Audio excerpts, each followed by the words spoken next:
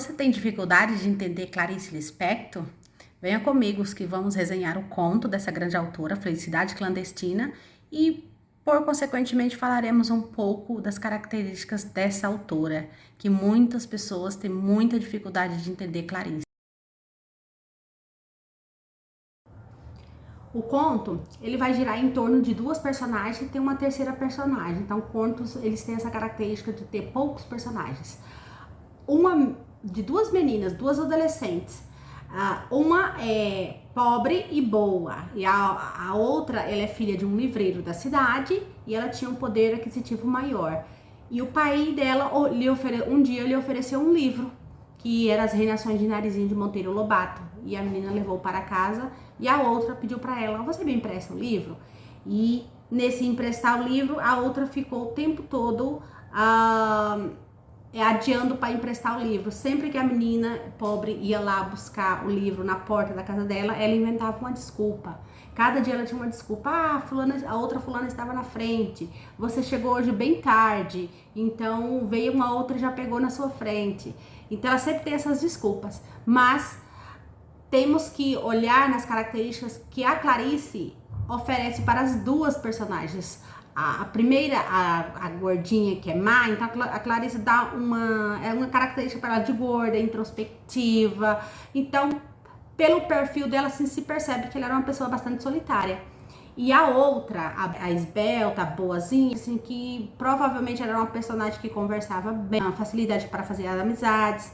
Então, esse lado aí da outra sempre ir na casa seria, e a outra sempre negá-la o livro, é um dos artifícios que a Clarice coloca da espera.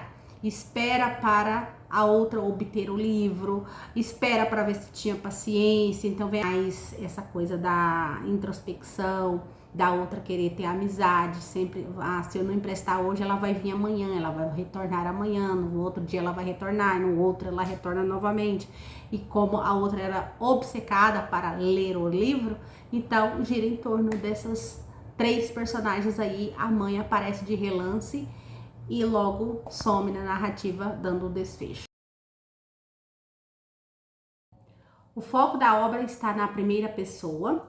A narradora é a própria protagonista da história, revisando as memórias ela revisa o tempo todo as memórias da infância no Recife, com tom confissional, como se estivesse fazendo confissões, e nostálgico ao mesmo tempo. Características da Clarice.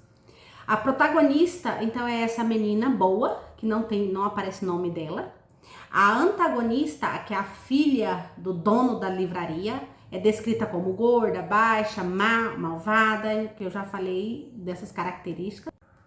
Então, um dos aspectos mais fascinantes e centrais das obras da Clarice Lispector, então, é a tal da epifania. Para entendermos as obras e analisarmos de uma forma mais diferente, para aqueles que não gostam da Clarice Lispector, quando entende essas características aí da epifania, da introspecção e outros elementos, então é importantíssimo a gente entender um pouco o que é a epifania.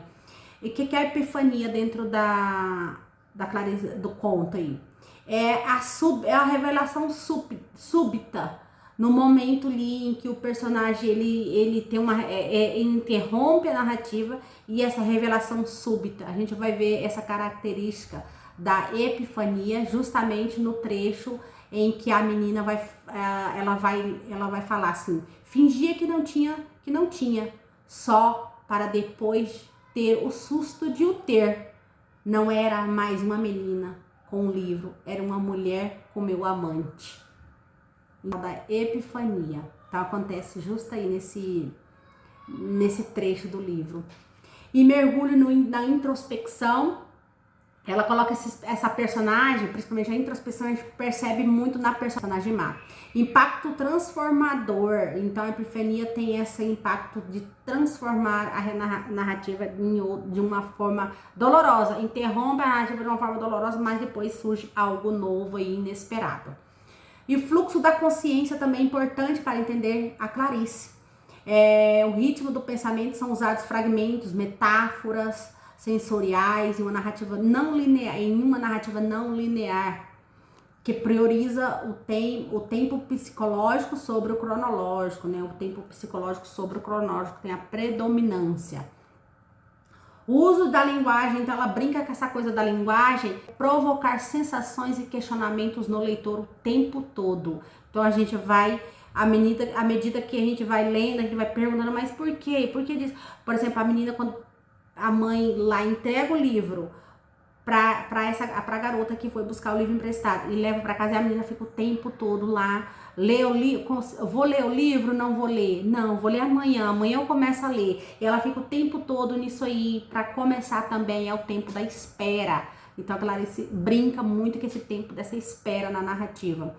E ela fica o tempo todo com esse livro na mão. E não, mas por que a menina estava tão ansiosa para ter o livro, para ler esse livro, e agora ela não lê o livro? Ela fica o tempo todo só admirando o livro. Então a Clarice brinca com essa coisa aí.